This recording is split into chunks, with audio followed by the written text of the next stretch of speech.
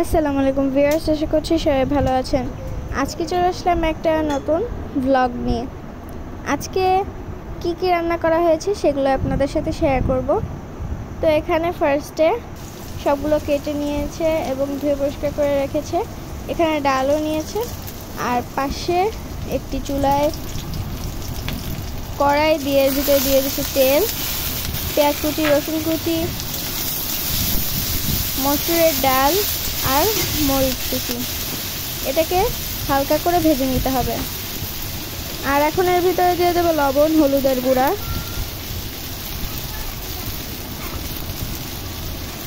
ধনিয়ার গুঁড়া,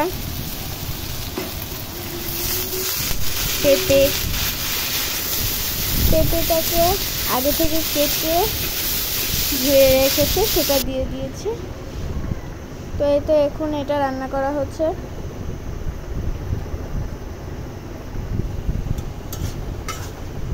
পানিটা একটু শুকিয়ে গেলে এটা আবার নাড়াচাড়া করে নিয়ে ভেজে নিতে হবে। ভিডিওটি যদি ইউটিউব থেকে দেখে থাকেন সাবস্ক্রাইব করবেন, ফেসবুক থেকে দেখে থাকলে ফলো করে আমাদের পাশে থাকবেন, যাতে আমরা আরও নতুন নতুন ভিডিও আপনাদের সাথে শেয়ার করতে পারি। তো এই তো পাশে আরেকটা চুলায় এখানে মাছ ভাজি করা হচ্ছে।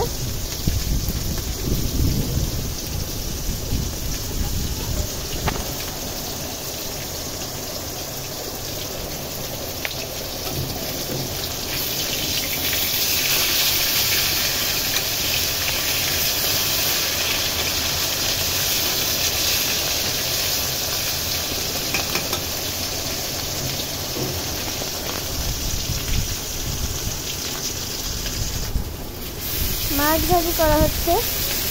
মাছ ভাজিটা হয়ে গেলে ওই চুলাতেই এখানে দিয়ে দিয়েছে পেঁয়াজ বাটা, জিরা বাটা, আর দিয়ে দেবে হলুদের গুঁড়া, ধনিয়ার গুঁড়া, মরিচের গুঁড়া, লবণ,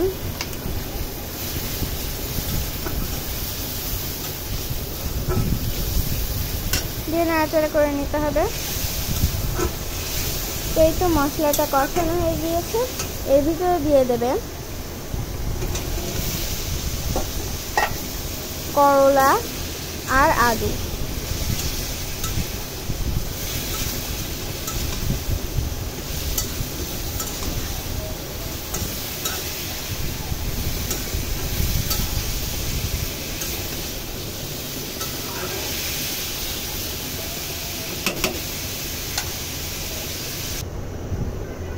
এই যে এটাকে ঢাকনা দিয়ে কিছুক্ষণ রান্না করে নিয়েছে।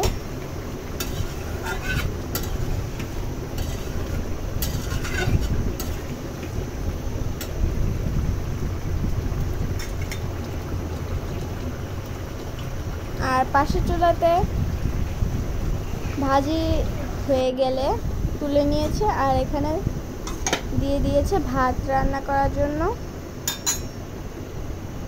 আর এই তরকারিটার ভিতরে এখন আগে থেকেই ভেজে রাখা মাছগুলোকেও দিয়ে দেবে।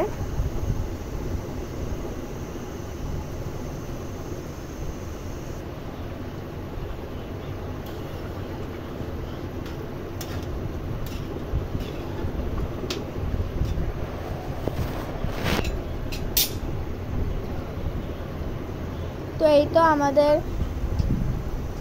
মাছের তরকারিটা হয়ে গিয়েছে, আর এখানে এই যে আমাদের ভাজিটাও হয়ে গেছে।